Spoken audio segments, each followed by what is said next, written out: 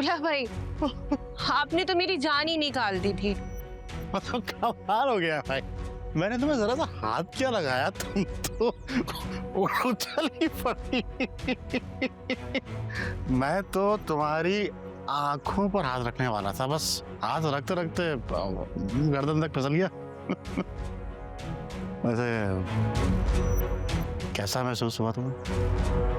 ऐसा लगा जैसे किसी ने मुझे करंट लगा दिया हो। है?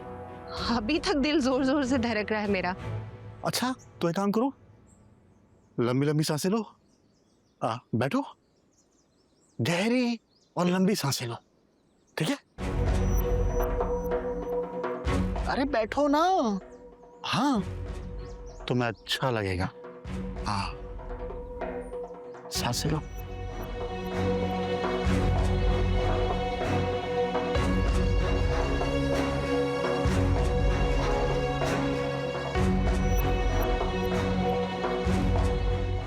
अब कैसा महसूस हो रहा है?